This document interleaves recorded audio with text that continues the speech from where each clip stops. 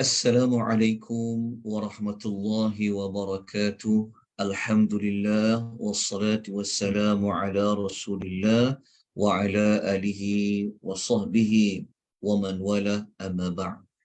Muslimin dan muslimat rahimani wa rahimakumullah. Alhamdulillah, syukur kita kepada Allah Subhanahu wa taala, puji-pujian kita perbanyakkan kepada Allah Subhanahu wa taala di atas izin Allah. Malam ni kita dapat meneruskan pembelajaran sinopsis ulang kaji sinopsis 30 juzuk, yang mana malam ini insya-Allah seperti yang kita maklumkan, kita rancang atas izin Allah kita akan membicarakan tentang juzuk yang ke-10 pada malam ini insya-Allah.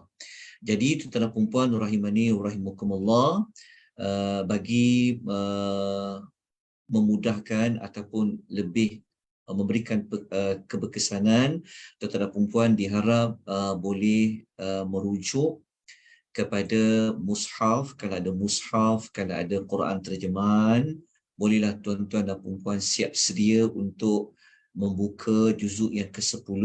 Begitu juga nota yang saya akan kongsikan, yang saya akan paparkan ini merupakan rujukan ringkas kepada apa yang kita akan pelajari pada malam ni. Jadi kita teruskan dengan sinopsis juzuk yang ke-10 pada malam ini. Kita lihat terlebih dahulu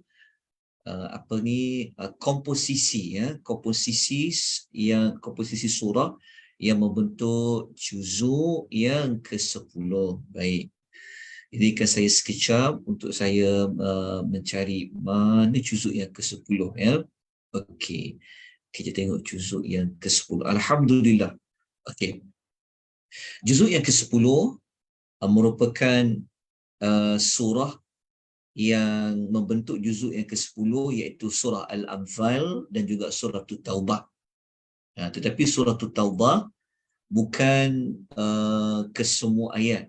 Kita tahu surah Taubah ada 129 ayat, tetapi kumpulan ayat yang membentuk juzuk yang ke-10 hanyalah 92 ayat. Okey, ayat 1 sampai ayat yang ke-92 bagi surah Taubah. Ini menunjukkan bahawasanya juzuk yang ke-10 ni banyak mengambil, kita kata, daripada surah Taubah lah. Sebab surah Taubah ada 129 ayat, ini dah dekat hampir 100 ayat. Surah Taubah berada pada juzuk yang ke-10. Okey.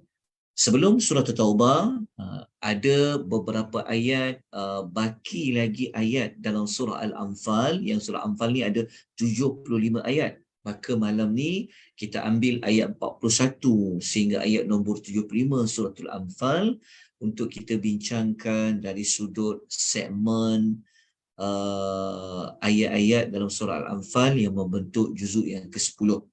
Okay, jadi tuan-tuan boleh rujuk ya kepada muka surat yang ada saya nyatakan, iaitu kalau surah Al-Anfal ayat 41 sampai 75, muka surat 182 sehingga muka surat 186.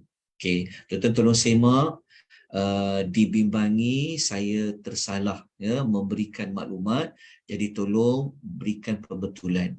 Okey, manakala surah Taubah, tuan-tuan dah boleh bersiap sedia membuka mushaf Quran terjemahan muka surat 187 sehingga 201.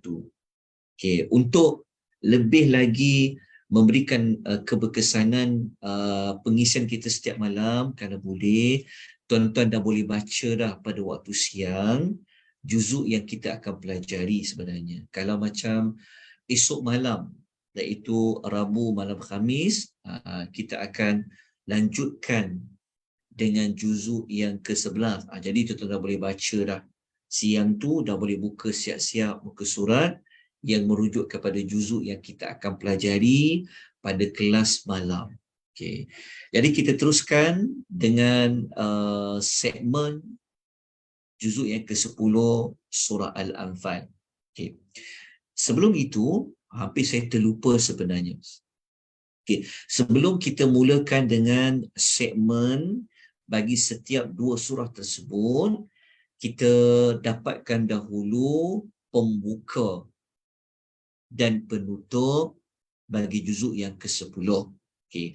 Kalau kita tengok rujuk kepada pembuka juzuk yang ke-10 iaitu ayat dalam surah Al-Anfal ayat 41, tuan-tuan dan puan-puan mendapati ayat 41 ini adalah jawapan kepada persoalan yang ditanya oleh para sahabat setelah mereka menang dalam perang Badar, mereka mendapat harta rampasan perang.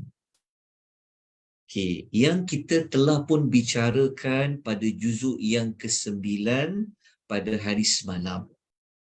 Kita telah terangkan Al-Anfal itu nama surah tu apa, berkenaan dengan harta rampasan perang.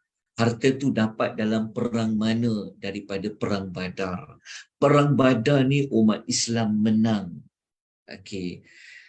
Jadi sedikit kita telah sebut dalam surah juzuk yang ke-9. Jadi sesiapa kalau terlepas juzuk yang ke-9, saya harap tuan-tuan boleh melihat kembali perbahasan juzuk yang ke-9, tetap boleh dapati di rakamannya ada pada FB page Malaysian Tadabbur Academy ataupun tetap boleh tengok di YouTube. Okay, kita Akademi Tadabbur Malaysia ada satu, kita ada channel yang tersendiri, jadi kita boleh lihat di sana. Okey. Jadi ayat 41 ni yang menjadi pembuka kepada juzuk yang ke-10. Allah menyebutkan tentang macam mana nak membahagikan harta rampasan perang tu. Adakah tentera-tentera Islam tidak dapat langsung?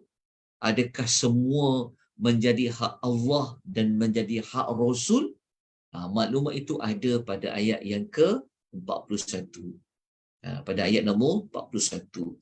Menariknya tuan-tuan dan puan-puan ya, ayat yang ke-41 baru Allah memberikan jawapan terhadap persoalan yang ditanya oleh para sahabat pada ayat yang pertama. Yas'alunaka 'anil anfal.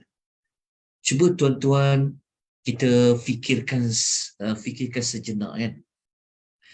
Kenapa soalan yang mereka tanya tak dijawab oleh Allah pada ayat yang kedua? Tetapi jawapan itu dijawab secara terperinci pada ayat nombor 41. Jadi kita telah sebutkan pada siri kuliah yang lalu pada juzuk ke-9 bahawasanya dalam suratul Anfal Allah Ta'ala ingin mengajak kepada orang Islam dan kepada kita semua, bukan tujuan kita perang fokus utamanya pada harta rampasan perang, tetapi fokus utama kita berperang adalah untuk menegakkan agama Allah. Jadi apabila perang tu menang, kita kena buat apa kita kata, buat postmortem, fikir tentang faktor-faktor kemenangan. Bukan kita menumpukan terlebih dahulu kepada isu harta rampasan perang. Jadi pendekatan yang Allah gunakan ayat 41 baru berikan jawapan kepada harta rampasan perang, menunjukkan bahawasanya fokus utamanya adalah pada faktor-faktor bagaimana umat Islam boleh menang dalam perang Badar. Okay, manakala penutup dalam juzuk yang ke-10, kita ambil ayat terakhir bagi juzuk yang ke-10 surah Taubah ayat 92. Allah menyebutkan tentang keuzuran. Allah memberikan ruang uzur. Allah memberikan ruang bagi mana-mana yang tak dapat pergi perang. Okey, ada diberikan ruang untuk tidak dapat mengikuti misi peperangan. Itu ayat nombor 92. Okay, jadi kalau kita kombinasikan pembuka juzuk 10 dengan penutup juzuk yang ke-10, kita dapati sangat kata-kata bertepatan dari sudut topiknya, temanya. Sebab Al-Anfal harta rampasan perang. Kalau surah Taubah cerita tentang perang, cerita tentang perang Tabuk. Jadi ada perkaitan tak? Ada perkaitan. So kita boleh letakkan pembuka dan penutup ini di bawah tajuk hukum hakam jihad. Hukum hakam jihad ni termasuklah di dalam membincangkan harta rampasan perang. Begitu juga hukum hakam dalam berjihad. Kalau ikut hukum jihad, semua wajib untuk pergi berperang. Sihat tubuh badan. Kan tak ada mana-mana halangan nak pergi perang, wajib pergi perang. Tetapi dalam peperangan ada juga diberikan ruang-ruang untuk tidak mengikuti misi peperangan. Itu yang dinyatakan kepada penutup. Baik, tuan-tuan dan puan, kita teruskan kepada segmen bagi juzuk yang ke-10 surah Al-Anfal. Bermula daripada ayat berapa tadi? Bermula daripada ayat 41 sehinggalah ayat 75 bagi surah Al-Anfal. Okey. Segmen bagi surah Al-Anfal, juzuk yang ke-10, sebelum kita lanjutkan, izinkan saya untuk menerangkan ciri-ciri keunikan yang ada pada surah Al-Anfal. Okay, walaupun beberapa ciri telah kita terangkan pada juzuk yang ke-9, malam ni saya nak ambil ada lagi ciri-ciri khas bagi surah Al-Anfal, iaitu dalam surah Al-Anfal, tuan-tuan akan menemukan berlakunya pengulangan ayat-ayat yang dalam ayat itu Allah menyebut tentang pertolongan. Menyebut tentang bab memberikan pertolongan. Allah memberikan pertolongan, manusia juga menolong agama Allah. Okey, maknanya surah Al-Anfal ini di antara surah yang banyak menyebut tentang tema apa? Memberi pertolongan. 8 kali tu akan jumpa isu tentang pertolongan. Okey, 8 kali tu tuan-tuan boleh rujuk di dalam nota, ada saya letakkan ayat-ayat yang 8 tempat tu di mana. Okey, ayat 10 ada, 26 sampailah ayat nombor 40. Okey, ayat 10, 26, 40 dia dah masuk dalam juzuk yang ke-9. Tetapi ayat 62, 72 ada 3 kali. Termasuklah ayat 74, ia dah berada pada juzuk yang kita bincang pada malam ini, juzuk yang ke-10. Jadi kalau kita adunkan juzuk 9 dan juzuk 10, dia berkisahkan tentang apa? Pertolongan. Itu yang kita nyatakan, yang kita telah sebut pada pada juzuk yang ke-9, bahawa surah Al-Anfal, apabila kita bincang tentang pembahagian ayat dia, salah satu perkara dalam surah Al-Anfal, tajuk tentang apa? Adalah tentang faktor-faktor kemenangan. Dia ada kaitan dengan pertolongan. Kita telah sebut pada juzuk yang ke-9 bahawa salah satu bentuk pertolongan adalah Allah memberikan pertolongan. Tetapi kita kena ingat, sebelum Allah memberikan pertolongan, kita kena tolong dulu diri sendiri. Apa tolong diri sendiri tu? Keluar pergi berperang. Jangan takut, kena cekal, kena tabah, kena taat. Baru Allah akan memberikan pertolongan. Okey. Daripada maklumat ini, dia memberikan kita gambaran awal nak masuk kepada segmen bagi juzuk yang ke-10. Kemudian tuan-tuan dan puan-puan rahimani wa rahimakumullah, saya ada datangkan contoh ayat yang menyebut tentang pertolongan tu. Saya bawa ayat nombor 72 sebab diulang 3 kali pada ayat nombor 72. Jadi kalau tuan-tuan tengok seperti yang saya paparkan di skrin Zoom ini, tuan-tuan akan jumpa perkataan walladzina awaw wa nasaru. Dia perkataan wa nasaru. Kemudian Allah kata wa inistansarukum fiddin. Jumpa perkataan istansarukum. Lepas tu tuan juga jumpa perkataan apa? Allah kata fa'alaikumun nasru. Jumpa perkataan an-nasru. So ketiga-tiga ini dia berkaitan perbahasannya tentang pertolongan. Jadi tuan-tuan kena lihat dalam ayat yang lain. Sebab tu kalau ada Quran terjemahan, tuan-tuan dah boleh buka, dah siap-siap. Tengok dekat ayat 62 ni, tengok ayat nombor 74. Okay, tuan-tuan puan-puan, rahimani wa rahimakumullah, kita teruskan lagi dengan maklumat yang berikutnya. Okey. Surah Al-Anfal ni, okey. Surah Al-Anfal, saya minta maaf tuan-puan ni, slide saya ni dia mungkin mouse saya dia tak berlaku dengan baik sekejap ya, dia tak berjalan dengan baik. Sekejap ya. Okay, tengok sekejap. Dia berjalan tak? Okey. Sekarang kita masuk pula kepada kelompok ayat. Okay, setakat ni suara saya tuan-tuan boleh dengar kan dengan jelas, tak ada gangguan ke ada sangkut-sangkut?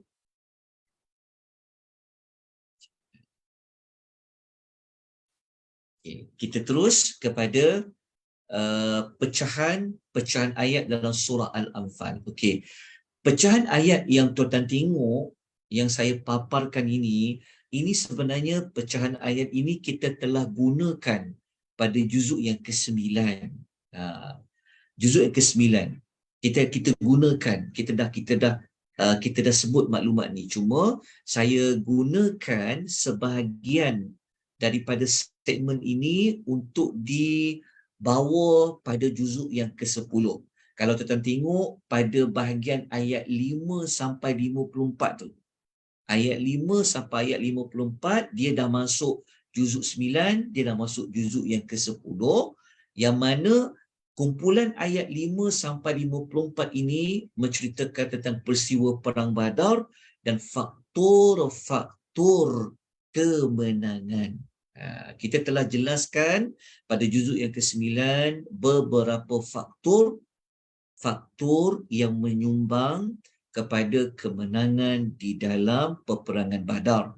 Namun begitu, ada faktor-faktor itu dia berada pada juzuk yang ke-10. Justru itu, kita gunakan kembali pembahagian segmen ayat 4 sampai 5 ni. Walaupun kita dah letak pada juzuk yang ke-9, kita gunakan kembali pada juzuk yang ke-10. Okay.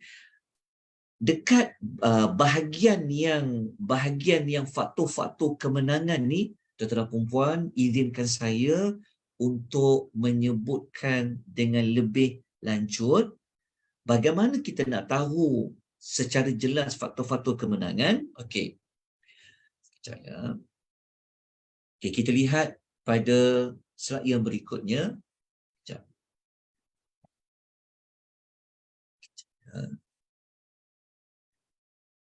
Sekejap ya.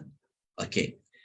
Dalam surah Al-Anfal, tuan-tuan ya, dalam surah Al-Anfal, walaupun kita dah sebut pada juzuk yang ke-9, tetapi saya nak jelaskan lagi, dalam surah Al-Anfal, kalau kita nak mengenal pasti di manakah ayat yang ada menyebutkan tentang faktor-faktor kemenangan, antara caranya tuan-tuan pergi kepada ayat-ayat yang ayat itu dia ayat yang berbentuk seruan.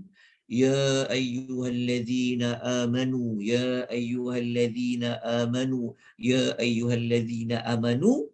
Tuan-tuan akan menemukan di dalam ayat seruan tersebut sebenarnya mengandungi faktor-faktor yang boleh membawa kemenangan. Okey. Ada berapa ayat dalam surah Al-Anfal yang menyebut tentang faktor-faktor kemenangan? Yang ada dalam ayat seruan ada 6. Ada 6 seruan dalam surah Al-Anfal. Okey, 6 tersebut tuan-tuan boleh rujuk pada ayat 15, ayat 20, ayat 24, 27, 29 dan yang ke-6 tu ayat nombor 45.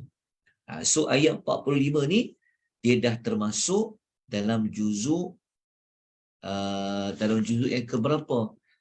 Dalam juzuk yang ke-10. Kan ayat nombor 45.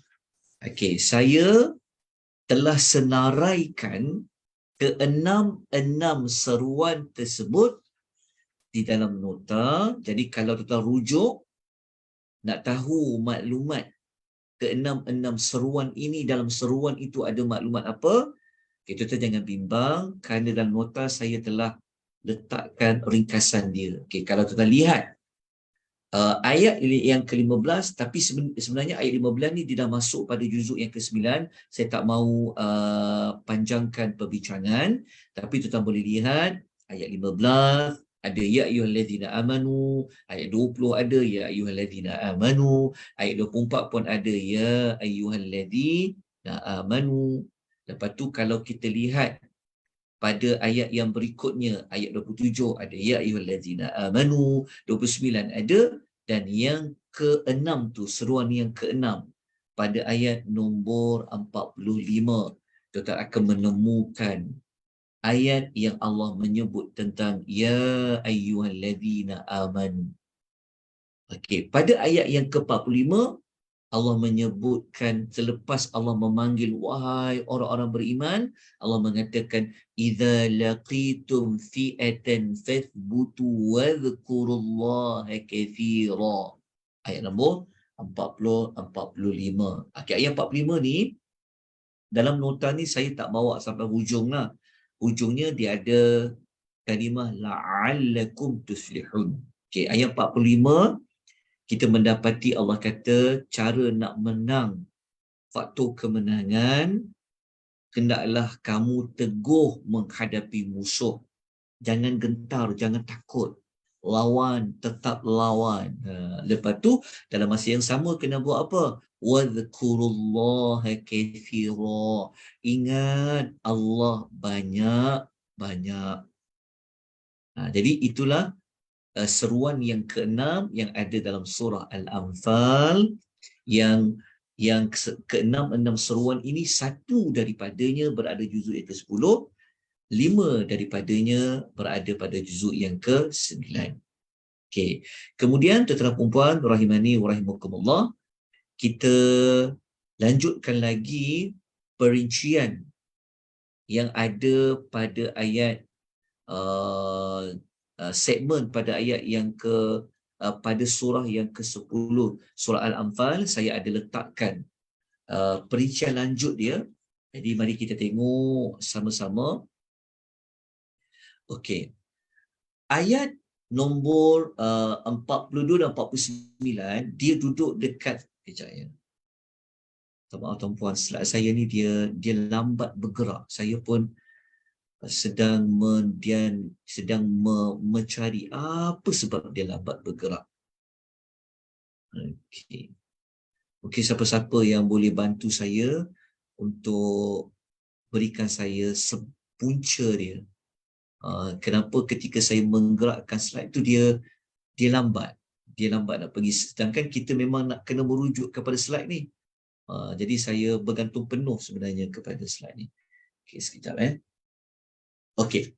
Tuan-tuan dan puan-puan, sekejap. Sekejap puan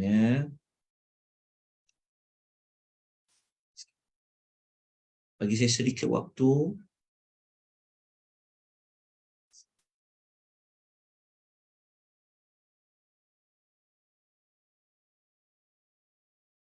Okey, kejap. Okey, tuan-tuan dan puan-puan rahimani wa rahimakumullah. Okey. Dekat dalam nota ni saya ada perincikan lagi. Apa segmen ayat tu bukan sekadar sebut kumpulan ayat, tapi saya cubalah untuk kongsikan kepada tuan-tuan dan puan. Kalau sebelum ni kan kita sebut, okey, kita macam jamakkan saja. Okey, ayat ni sebut tajuk besar saja. Tapi kali ni saya cuba tunjukkan kepada tuan-tuan dan puan, kalau mampu untuk merujuk kumpulan-kumpulan ayat tu, tuan-tuan dapatlah jawapan seperti ini. Contohnya ayat 42 sampai 49 kita sebut tadi faktor kemenangan kan. Ada dua, dari Allah dan juga daripada usaha tentera Islam itu sendiri.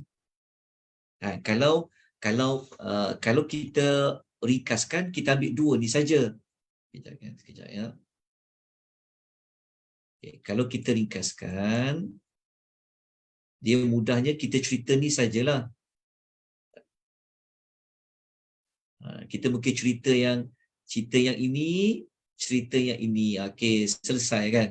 Tapi kali ni saya nak tunjukkan tuan-tuan hasil kalau kita ambil kesempatan baca daripada satu ayat kepada satu ayat, tuan-tuan akan dapatlah maklumat seperti ini. Ayat seperti yang cabang-cabang dia tu. Kalau contoh, kalau segmen ayat 42 sampai 44, kita kata ayat-ayat ini menyebut tentang pertolongan dari Allah. Tapi Allah tolong macam mana, dalam bentuk apa? Maka kita kena bukalah ayat 42 tu, tengok ayat 43, tengok ayat 44. Sebab dalam pengisian ini tak sempat nak senaraikan satu-satu tu. Kita nak bincang satu-satu tu pun memang takkan sempat. Jadi usaha kita lah yang nak dapatkan maklumat tu. Tapi malam ni saya tunjukkan hasil dia. Kalau tuan-tuan ada ruang masa, kita memang kena cari waktu lah. Nak tunggu waktu kosong memang tak ada. Kalau kita cari, kita dapatlah maklumat ni. Kita akan dapat contohnya macam ni. Tengok ya. Okey. Tapi dia akan makan masa sikit lah untuk kita nak cari satu persatu. Tapi tak apa. Tak payah berkira lah waktu dengan Allah. Okey. Dengan Al-Quran jangan kita kira. Okey. Kalau kita lihat dekat ayat ni, kita akan jumpa ada berapa contoh apa pertolongan Allah. Kan? Sebab kalau kita baca dekat nota pendek, kita akan jumpa dekat sini saja. Sebab pertolongan Allah. Sekadar tu saja. Tetapi kalau tuan-tuan keluarkan lagi daripada ayat yang kita nyatakan, kita akan jumpalah ayat 42, Allah cerita pertolongan macam mana? Dari sudut Allah telah aturkan macam mana tentera musuh itu berada dan di mana tentera Islam itu berada. Kita kena buka pada ayat nombor 42. Nak lebih lagi tahu, kena bukalah ayat 42 tu secara keseluruhan. Maknanya cara Allah tolong orang Islam menang dalam perang Badar tu dari sudut strategiknya tempat tu. Okey, yang kedua, Allah telah memberikan Nabi SAW ni mimpi. Nabi mimpi apa? Kalau saya tak sebut maklumat ni, dan kalau kita tak sempat nak baca ayat 43, mungkin kita akan abaikan. Sebab kita hanya bergantung kepada yang ni lah. Kita bergantung kepada apa? Kita bergantung kepada yang sinopsis ni lah. Kan? Kita baca yang ni saja. Dapatlah maklumat tu dari sudut intisari tu, dapatlah. Kita boleh ceritalah kan. Bentuk-bentuk pertolongan Allah itu merupakan faktor kepada menangnya perang Badar. Okey, tapi kalau kita nak dalami lagi bentuk pertolongan Allah tu macam mana, maka kita pergi pada ayat. Nabi mimpi ni, kita kena buka ayat 43. Nabi mimpi apa? Kita kena buka ayat nombor 43 tu. Itu tugas tuan-tuan dan puan. Okey, lepas tu kalau dekat ayat nombor 44 sampai 45, cara Allah tolong macam mana tau? Allah menampakkan orang Islam ni, dia nampak tentera tu sikit je. Lepas tu pihak pihak musuh pula dia nampak tentera Islam ni sikit. Faham tak? Ini cara Allah buat nak tolong. Sebab kalau orang Islam nampak ramainya tentera, mungkin akan memberikan kesan psikologi yang lain. Tapi Allah telah jadikan orang Islam ni nampak tentera musuh tu sikit. Itu cara bentuk Allah tolong. Okey. Habis tentang ayat ini, tuan-tuan cuba tuan lihat pada segmen ayat yang berikutnya. Ayat 45 sampai 49. Ini adalah faktor yang kedua orang Islam boleh menang. Ini dalam juzuk yang keberapa ni? Dalam juzuk yang ke-10 dah. Yang kita bincang pada malam ni. Ini pecahan dia. Apa dia? Kalau nak perincikan lagi apa dia? Contohnya ayat 45 kata, teguh jumpa dengan musuh. Jangan lari. Lepas tu ingat banyak-banyak pada Allah yang kita sebut tadi dekat ayat seruan kan. Lepas tu taat pada Allah dan Rasul. Lepas tu ayat 46, kena bersatu padu, jangan berpecah. Jangan ada berlakunya perselisihan kata Allah. Lepas tu kalau berjuang tu berjihad buat kerana Allah. Ayat 47. Lepas tu kena bergantung sandar kepada Allah. Dan yang ayat 9 kata kena percaya janji Allah. Allah kata dia akan tolong, dia akan tolong. Jangan ragu-ragu. Percaya pada janji Allah. Semua maklumat-maklumat ini tuan-tuan akan dapat jika tuan-tuan melihat daripada satu ayat kepada satu ayat. Kalau slot kita ni nak keluarkan semua maklumat ni boleh. Bukan tak boleh. Boleh. Dengan rahmat Allah, Allah tolong kita boleh. Kita boleh senaraikan satu ayat tu. Tetapi dengan ruang waktu yang terbatas. Kita cuma keluarkan yang intisari besar saja. Dekat sini je lah. Ini yang kita keluarkan. Kita cuma ambil yang ini, kita cuma ambil yang ini. Betul tak tuan-tuan dan puan? Itu yang pendekatan yang kita guna sebelum ini. Supaya tuan-tuan tahu, okey, pengisian kita setiap malam ni pada Isnin sampai Jumaat ni guna pendekatan yang bagaimana. Okey, tuan-tuan dan puan rahimani wa rahimakumullah, kalau dah jelas, kita lanjutkan lagi sebab masih ada lagi beberapa ayat dalam surah Al-Anfal yang membentuk juzuk yang ke-10. Okey, kita lihat lagi beberapa ayat dia. Okey.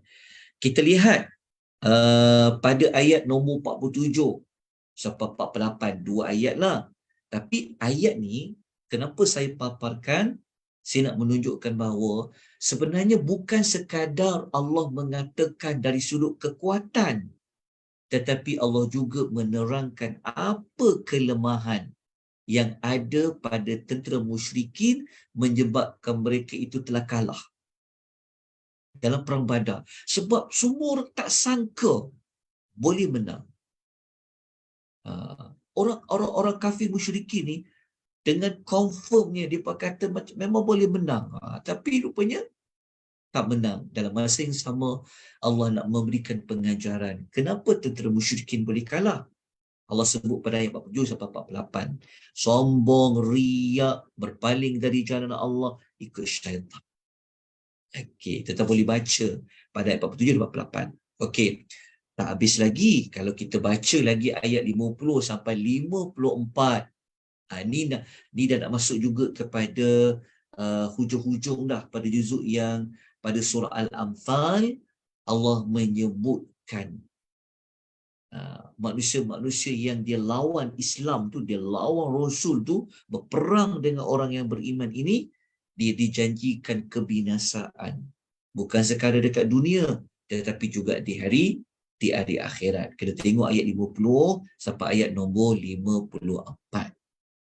Lepas tu saya cuba keluarkan sikit lah daripada 50, ayat 50 sampai 54. Kita boleh tengok pada nota yang ada di tangan tuan-tuan dan puan-puan rahimani wa rahimakumullah. Okey, kita lanjutkan lagi beberapa ayat yang lain. Okey. Bermula ayat 55 sampailah 75, kita boleh pecahkan lagi kepada dua bahagian. Dua bahagian tu apa? Ayat 55 sampai 71, perincian hukum hakam jihad. Okey, itu intisari dia. Jadi kalau tuan-tuan nak tahu apa hukum hakam dalam jihad tu, tuan-tuan kena guna teknik yang saya sebut tadi itulah. Kena baca ayat 55 tentang apa, 56 tentang apa. Jadi kena baca terjemahan ayat tu satu persatu. Cuba tuan-tuan bayangkan. Kalau kita nak cerita satu persatu setiap ayat, perlu masa berapa lama nak bincang satu juzuk saja. Tetapi sekurang-kurangnya kita tahulah kumpulan ayatnya tentang apa. Apabila sampai ayat 71 sampai ayat 75, Allah menyebutkan ciri-ciri persaudaraan di dalam Islam. Itu ayat 71 sampai 75. Okey, moga-moga penerangan ini, cara yang sebegini menjelaskan lagi, dapat menjelaskan kepada kita apakah perbincangan, apakah topik yang Allah nak sampaikan kepada kita pada surah Al-Anfal yang berada pada juzuk yang ke-10. Maka selesailah surah Al-Anfal. Baik, kita terus pergi kepada surah At-Taubah. Okey, kita lihat apakah segmen juzuk yang ke-10 bagi surah At-Taubah. Okey, kita mulakan dulu dengan perbincangan segmen. Okey, surah Taubah tadi tuan-tuan dan puan-puan, ingat kita hanya merujuk juzuk yang 10 ya. Juzuk yang ke-10 saja, iaitu ayat 1 sampai 92. Okey, macam mana kita nak dapatkan segmen dia? Tuan-tuan dan puan-puan, apa yang saya kongsikan, apa yang saya sampaikan dengan puan dia, ini sebenarnya berdasarkan bacaan saya kepada beberapa kitab. Tuan-tuan boleh guna yang sama ataupun tuan-tuan nak gunakan pendekatan tuan-tuan pun tak apa. Yang paling penting kita dapat mengetahui apakah perbincangan bagi setiap juzuk, supaya apabila kita tadarus masuk, kita baca Quran, tilawatul Quran, kita tahu setiap juzuk ni apa sebenarnya yang Allah nak sampaikan kepada kita. Okey, kita lihat segmen bagi juzuk yang ke-10 surah At-Taubah. Baik, surah At-Taubah ni tuan-tuan dan puan-puan, kalau kita ambil keseluruhanlah ayat 1 sampai 129. Kalau kita ambil kalau kita ambil keseluruhan dia ada dua topik besar. Dia ada dua topik utama dalam surah Taubah. Topik nombor 1 adalah tentang jihad. Tentang apa? Tentang jihad. Topik yang kedua, Allah menyebut tentang sikap, perangai, karakter orang-orang yang mempunyai sifat nifaq, iaitu orang munafik. Pernah tak ataupun adakah kita mengetahui selama ni kita baca surah Taubah, yang kita mungkin kita boleh perasan pasal taubat lah kot, kan? Pasal surah tu surah nama taubat. Sebenar-benarnya banyak ayat yang Allah menceritakan tentang orang-orang munafik. Ada dalam surah Taubah. Apa berkaitan taubat dengan orang munafik? Apa berkaitan orang munafik dengan tajuk jihad? Jihad di sini, tuan-tuan dan puan-puan, yang paling utama adalah berkaitan dengan perang Tabuk. Perang Tabuk.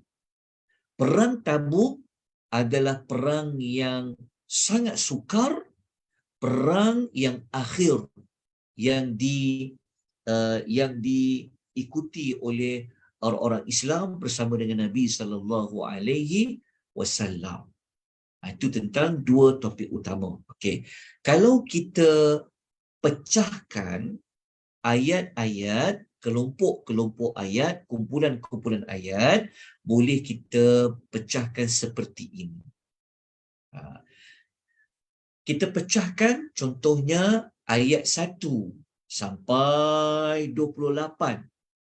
Allah memberikan garis panduan macam mana orang Islam nak buat apabila mereka bersama dengan orang-orang kafir.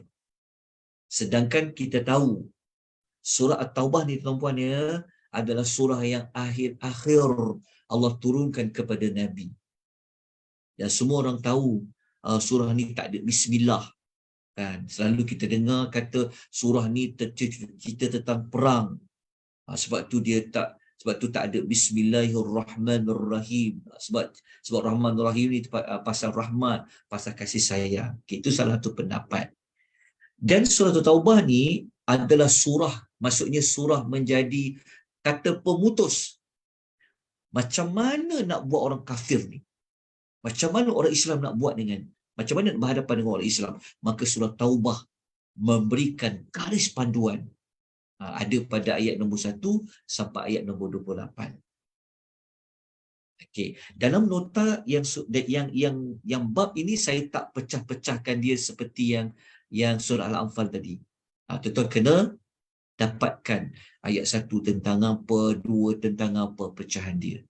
Okey, kemudian kalau kita masuk kepada kumpulan ayat 29 sampai 37, Allah menjelaskan pula kalau dengan orang Yahudi, dengan orang Ahlul Kitab ni, macam mana nak buat dia? Adakah jumpa bunuh ke? Ataupun boleh buat perjanjian ke? Ini ada dijelaskan pada ayat 29 sampai 37. Hebatnya Al-Quran kan? Al-Quran telah terangkan macam mana nak berhadapan dengan orang kafir yang harbi. Macam mana nak berhadapan dengan orang-orang yang bukan Islam. Quran dah bagi garis panduan dah. Okey, dalam surah Taubah. Kemudian, apabila kita masuk ayat 38 sampai ayat nombor 45, Allah menyebut tentang seruan panggil umat Islam ini keluar berjihad. Jihad yang dimasukkan di sini ada kaitan dengan perang Tabuk. Perang Tabuk ni kalau kita belajar, ya Allah, susah nak pergi perang Tabuk. Musim sangat panas, jauh. Macam tu. Tapi kena keluar berjihad. Tetapi dekat ayat 38 dengan 45 ni, Allah ada memasukkan, menjelaskan kepada kita macam mana perangai orang munafik. Dia nak tak pergi jihad. Okey, ingat tak tadi saya katakan mula-mula tadi, kalau kita pecahkan keseluruhan surah At-Taubah ni ada 2 kan? Jihad dengan apa? Dengan penyakit nifaq, iaitu orang munafik. So kalau tuan-tuan nak jumpa, nak cari kat mana perangai orang munafik ni, tuan-tuan boleh mula daripada ayat 38 tu. 38 kita buka sampai ayat nombor 45, tapi tak habis lagi. Kalau kita buka ayat yang berikutnya selepas ayat nombor 45 ni, kita buka ayat nombor 48 sampai 66, Allah bongkarkan lagi sikap orang-orang munafik. Ni tuan-tuan kena bongkar, kena cari satu persatu daripada ayat 48 sampai 66. Okay, tapi tuan-tuan jangan bimbang. Dalam nota ni, kali ini saya keluarkanlah supaya nak menampakkan selama ni kita kata munafik kan. Tapi kita tak sempat pun ataupun kita mungkin tak tahu secara spesifiknya orang munafik ni macam mana perangai dia. Kita tak nak orang panggil kita munafik, betul tak? Selalu orang kata munafik masuk neraka yang paling dalam sekali. Tetapi kalau kita tak usaha baca daripada satu ayat kepada satu ayat, memang kita tak akan jelas. Walaupun kita tahu ayat 48 sampai 66 ni Allah membongkar sikap orang munafik, tapi itu secara umum saja. Nak tahu dia lebih jelas, kena buka satu persatu. InsyaAllah nanti saya akan tunjukkan sekejap lagi, saya akan tunjukkan beberapa sikap orang-orang munafik. Okey, sebenarnya pasal orang munafik ni dia tak habis pada ayat 66 saja. Sebenarnya pada kumpulan ayat 67 sampai 129. Ha, kita tak bincanglah sampai 129 sebab ayat 129 dah masuk juzuk 11. Tetapi ayat 67 sampai 129 ni kita boleh jumpa kumpulan ayat ni sebenarnya Allah Ta'ala nak cerita lagi. Bukan orang munafik je. Allah dia menyebutkan jenis-jenis manusia dengan Allah. Allah sebut tentang orang muhajirin, Allah sebut tentang orang ansar, Allah sebut tentang orang Arab, iaitu orang-orang Arab yang badui. Allah sebut tentang orang munafiqin. Allah menyebut tentang orang-orang yang tak nak pergi berperang, orang-orang yang telah ditinggalkan dalam perang, orang-orang yang ikhlas. Boleh kata ayat 67 sampai 129 ni sebenarnya Allah cerita lagi kumpulan manusia yang macam ni macam mana, yang manusia macam ni macam mana. Itu pada ayat 67 sampai 129. Okey, dapat tak dia punya segmen ayat-ayat dalam surah Taubah? Okey, namun begitu kalau kita sekadar bentang macam ni dah selesai dah. Tapi saya nak tunjukkan kepada tuan-tuan hasil kalau kita baca daripada satu ayat kepada satu ayat, kita akan jumpa maklumatnya seperti ini. Mari kita tengok ayat dia. Okay, kita tengok contoh ayat dia. Kenapa dia stop ni sekejap? Sekejap. Skrin saya ni dia... Your screen sharing is paused. Okay, sekejap Okey, tuan-tuan boleh dengar tak suara saya? Dengar suara saya, dengar kan? Nota macam mana? Jelas tak? Okay. Sekarang tak nampak nota, tak nampak muka Ustaz aja. Ustaz tak share screen. Ya, dia sangkut sikit dekat skrin tu. Sekejap ya, saya bukakan sekarang. Okey, nampak tak? Sekejap.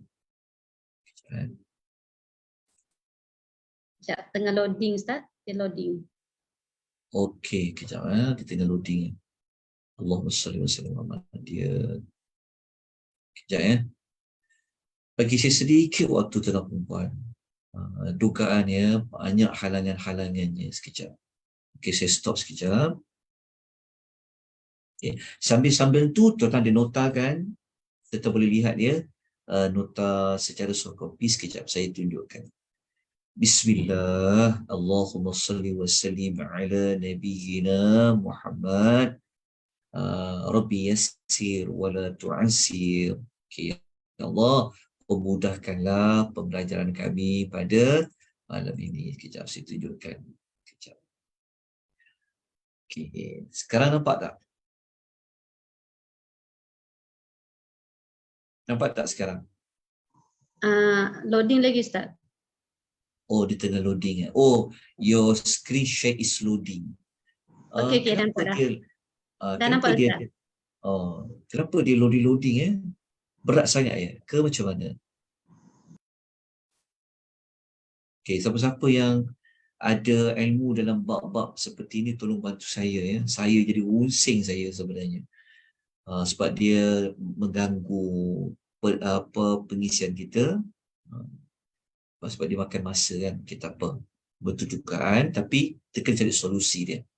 Okey, kita tengok contoh. Okey, ini saya bawa contoh sifat-sifat orang munafik yang saya keluarkan bermula daripada ayat nombor 42. Ini hasil dia.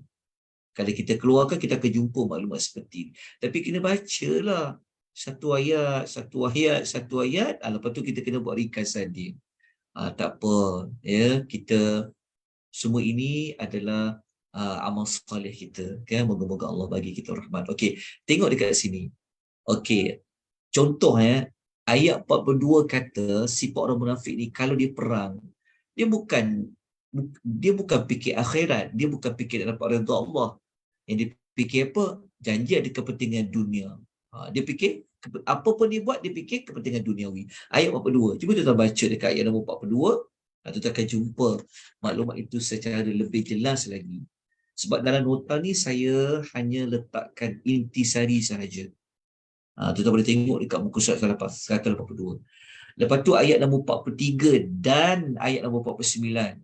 Diorang ni kalau nak cari alasan tak nak perang, dia akan reka-reka tau. Contohnya, dia tak sakit, tapi dia akan cakap dia sakit. Contoh, punya tak nak pergi perang tu, punya nak bagi orang tak marah ikut perang, dia buat alasan yang palsu. Lepas tu, ayat 42, 56, 62, 74, 95, 96, kita akan jumpa mereka ni, kalau nak tipu, sanggup bersumpah menggunakan nama Allah. Saya boleh baca pada ayat yang saya nyatakan tu. Kalau ayat 45, tuan-tuan, apa sikap orang munafik ni?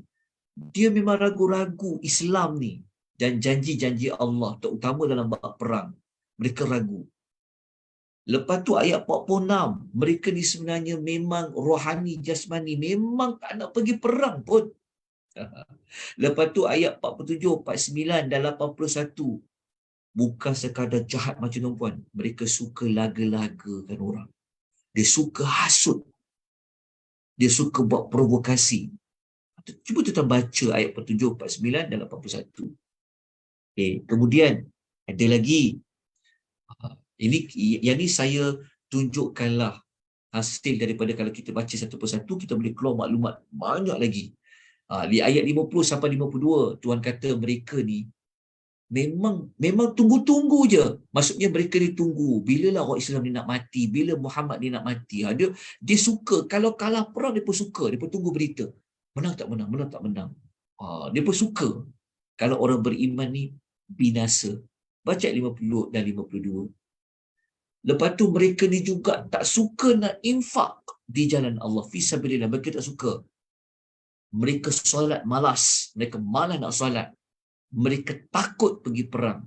Lepas tu mereka ni, ayat 58, kalau tuan baca, dahlah mereka bakhil, tapi kalau ada orang bersedekah, mereka kecil-kecilkan pula. Seolahnya bahasanya macam mana? Banyak tu je nak sedekah, contoh. Lepas tu kalau orang sedekah sedikit, macam ni, kalau ada orang sedekah banyak kan, dia akan kata seperti nak nunjuk lah tu, nak tunjuk pemurah lah. Tapi kalau orang bagi sedikit, dia akan kecil-kecilkan. Dia kata, kalau bagi sikit macam ni, baik tak payah bagi. Itu sikap orang munafik. Ayat 58. Lepas tu, ayat 61, mereka ni suka sangat menyakiti hati Rasulullah SAW. Tapi tak habis lagi. Ada lagi, kita tengok perincian dia. Mereka suka mempersendakan agama. Dan ayat 67, mereka terbalik. Sepatutnya ajak benda baik, cegah benda munkar. Diorang ni cegah yang baik, ajak yang munkar. Cuba tuan baca ayat 67. Ayat 75, mereka ni setiap janji dengan Allah, mereka khianat. Ayat 79, mereka suka ngumpat orang beriman. Dia suka mencela, menghina. Kat belakang dia umpat, dekat depan jumpa, dia ke mencela orang beriman. Dia suka buat al-lamz. Kita katakan humadatil lumadha. Itulah sifat orang munafik. Ayat 79.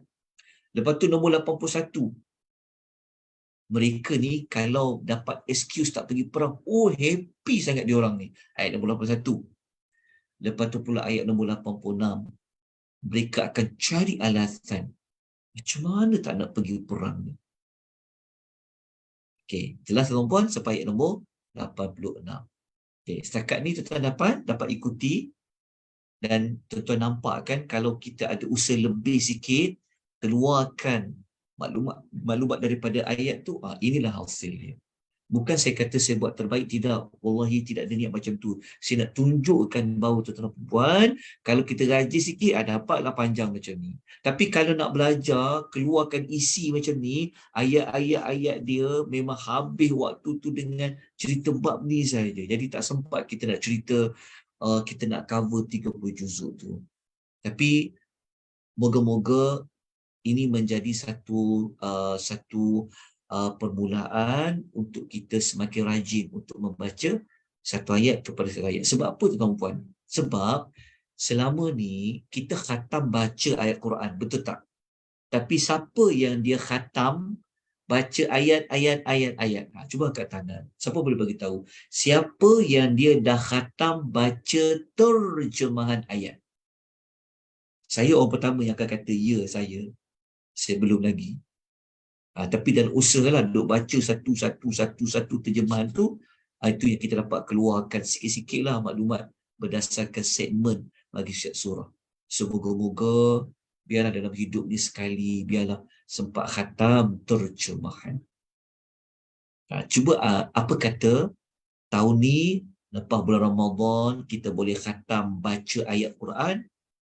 Lepas habis Ramadan kita target 2023 ni kita nak habiskan khatam membaca terjemahan bagi setiap ayat. Amin ya. Moga-moga Allah bagi kita, Allah berikan kita hidayatul taufik. Baik, tuan-tuan dan puan, saya lanjutkan lagi boleh tuan-tuan dan puan? Sebab jam pun dah menunjukkan jam 10 suku.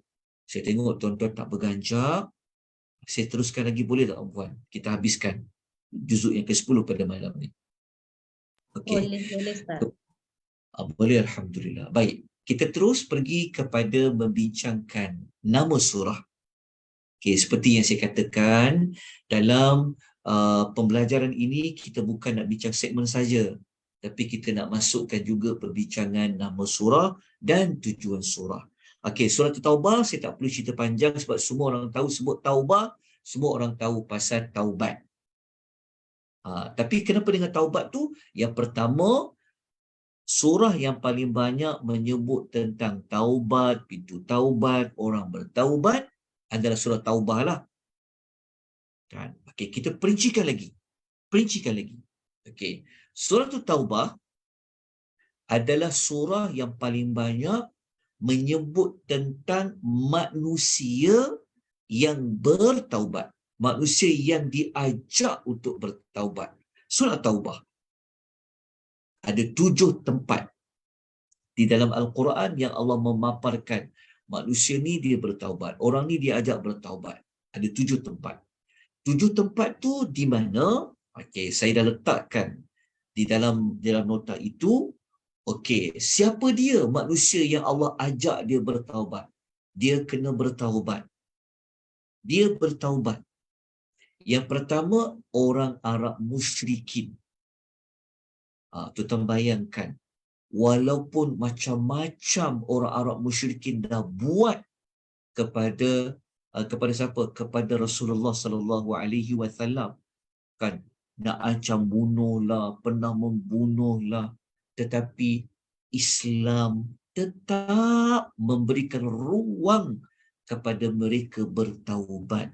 Kita boleh jumpa 3 tempat di dalam surah Taubah, ayat 3, ayat 45, ayat nombor 11. Bukan sekadar orang musyrikin saja yang diajak untuk bertaubat, tetapi di dalam surah Al-Mu'min pun, surah Al-Mu'min, Allahu Akbar, orang mukmin pun Allah sebut tentang taubat 2 kali, ada 2 tempat, ayat 112, 118. Begitu juga kepada orang-orang musyrikin, Allah memberikan ruang untuk mereka bertaubat. Cuba tuan-tuan fikir sejenak, cuba kita renung, kan? Kalau tadi kita dah senaraikan, betul tak? Macam-macam perangai orang munafik. Kan? Kalau jadi tempat kita lah, rasanya bunuh je lah orang munafik ni. Kan jahat sangat. Tapi Allah yang Maha Pengampun, kan, Allah Ta'ala ni yang Maha Penyayang, dia tetap memberikan ruang kepada hamba-hambanya. Sejahat seteruk orang munafik pun Allah memberikan ruang untuk bertaubat. 2 kali Allah disebut, ayat 74 dengan ayat 126. Jadi kalau ada mana-manalah agama lain kata Islam ni bengis, Islam ni kejam, Islam ni zalim, kan, Islam ni perang, perang jadi fikir, kita boleh bawa bukti dalam surah Taubah. Allah memberikan ruang. Okey. Kemudian tuan-tuan dan puan rahimani wa rahimakumullah, kita selesai tentang nama bagi surah Taubah itu, tapi belum lagi habis dengan sempurna. Mari kita lihat apa ciri-ciri unik yang ada dalam surah At-Taubah. Okey. Tuan-tuan, dalam surah Taubah, yang ini saya buat contoh ayat. Okey, cuba kita tengok maklumat yang berikutnya. Uniknya dalam surah Taubah ini juga, surah yang paling banyak Allah menyebutkan tentang kalimah jihad. Kalimah jihad tu huruf jim, ha, dal. Jihad tu ada 10 tempat. Tuan-tuan kena cari, tuan-tuan kena ambil, tuan-tuan kena tanda dekat dalam Quran, tuan-tuan dan puan-puan. Tuan-tuan jangan bersih sangat Quran tu. Kena ada Quran lain. Kena conteng sikit, kena highlight supaya lepas ni tuan-tuan tahu macam mana nak cari dia. Tuan-tuan cari ayat 16 ada, 19 ada sampai nombor 24. Ini juzuk yang ke-9. Tapi ayat 41, 44, 73, 81, 86, 88. Tuan-tuan akan jumpa, tuan-tuan cari perkataan yang dia kalimah dia mesti ada huruf jim, ha dengan dal. Kita akan jumpa tentang jihad. Surah yang paling banyak menyebut tentang menggesa tentang berjihad. Berjihad ni dalam surah Taubah. Daripada ciri-ciri inilah kita katakan tadi pada awal-awal segmen surah Taubah. Surah Taubah ni boleh dipecahkan kepada 2 topik utama. Cerita tentang bab jihad, cerita tentang sifat orang-orang munafik. Baik, tuan-tuan dan puan-puan, rahimani wa rahimakumullah. Kita lanjutkan lagi. Last kali yang kita nak bincang apa? Apa sebenarnya tujuan surah At-Taubah? Apa sebenarnya tujuan surah At-Taubah?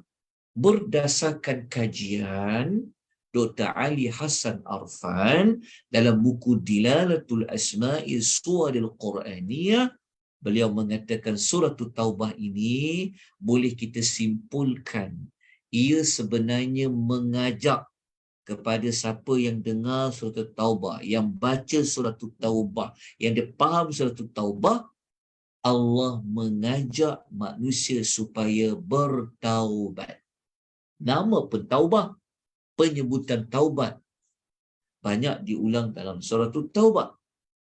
Jadi, hasil kita belajar juzuk yang ke-10 ini, kita gunakan rangka besar dia surah Taubah, kerana juzuk 10 ni kan ayatnya banyak daripada surah Al-Anfal tadi. Jadi, kita letakkan dia menggunakan rangka surah Taubah, maka juzuk yang ke-10 ini adalah juzuk yang mengajak kita supaya kita bertaubat dalam semua perkara. Tambah-tambah lagi, kalau kita ada meninggalkan perintah jihad di jalan Allah Azza wa Jalla. Kerana jihad ni termasuk perkara yang besar dalam kehidupan seorang yang beragama Islam. Tapi secara umum, memang diajak untuk bertaubat. Tambah-tambah lagi dosa besar kalau tidak ikut berperang dalam berjihad. InsyaAllah, hari yang berikutnya, kita akan kukuhkan lagi tujuan surah At-Taubah ini dengan kita memaparkan ayat-ayat yang ke-93 sampailah ayat 129 yang ada kaitan dengan apa yang kita bincangkan pada malam ini. Wallahu ta'ala a'lam. Moga-moga tuan-tuan dan puan-puan semakin jelas, semakin nampak perjalanan setiap juzuk, daripada juzuk yang pertama sampailah juzuk yang ke-10. Malam ni kita dah sampai, alhamdulillah, juzuk yang ke-10 dah. Dengan rahmat Allah, dengan hidayah taufik dari Allah Subhanahu wa taala. Namun begitu, jangan lupa untuk mengingat kembali perbincangan pada juzuk yang pertama sampailah juzuk malam ni. Okey, bagi memastikan kita tidak lupa, esok malam insya-Allah kita akan menyebutkan kembali kombinasi antara juzuk yang pertama sampai juzuk yang ke-10. Maknanya malam besok mungkin kita sentuh sedikit sekejap saja juzuk yang ke-11, tapi kita akan banyak kepada membuat pertautan, perkaitan juzuk 1 sampai juzuk 10. Sebab bila kita masuk juzuk 11, kita tak ulang lagi lah 10 juzuk yang pertama ni. Tapi sadar pada juzuk 10 kita kena ulang kembali juzuk 1 dan juzuk yang sampai juzuk yang ke-10. Dan kita akan menggunakan tema khalifah. Kita akan menggunakan tema dalam juzuk yang pertama iaitu khalifah, dan kita akan kaitkan sampai kepada juzuk yang ke-10 yang kita pelajari pada malam ini. Baik tuan-tuan dan puan, dengan kadar itu saja yang saya mampu untuk sampaikan. Semua yang kita dapat pada malam ini semuanya adalah daripada ilmu Allah Subhanahu wa ta'ala. Semua itu adalah dari Allah. Kalau Allah tak bagi kita berfikir pun dari Allah, nak gerakkan tangan menaik pun dari Allah, kita nak mendengar pun telinga yang Allah beri pada kita, kita nak melihat pun penglihatan yang Allah bagi kepada kita, maknanya semua dari Allah. Kita cuma menggunakan apa yang Allah amanahkan kepada kita untuk kita memahami sumber kepada wahyu, sumber kepada hidayah, iaitu Al-Quranul Karim, menggunakan pendekatan sinopsis setiap juzuk bagi setiap malam. Moga-moga Allah berikan kita keizinan untuk kita bertemu sekali lagi pada malam besok insya-Allah. Baik, salah silap, mohon ampun dan maaf. Saya buka kepada perkongsian, penambahan maklumat dan juga kepada persoalan bagi sesiapa yang ingin bertanya. Silakan tuan-tuan dan puan-puan. Rahimani wa rahimahullah. Silakan tuan-tuan dan puan jika ada sebarang penambahan maklumat dan sebagainya. Baik. Ada? Berdapat tak? Boleh. Ada siapa-siapa nak tambah? Boleh ikut tak? Boleh faham ke tak boleh faham? Ada maklumat-maklumat yang perlu ulang? Faham, Ustaz. Okey. Alhamdulillah. Okey. Kalau tiada apa-apa, insya-Allah nanti kita jumpa lagi pada hari yang berikutnya. Kita sudahi majlis ilmu kita pada malam ini dengan tasbih kafar. Subhanakallahumma wa bihamdika asyhadu an la ilaha illa anta astaghfiruka wa atubu ilaik. Wabillahi taufiq wal hidayah. Wassalamu alaikum warahmatullahi wabarakatuh.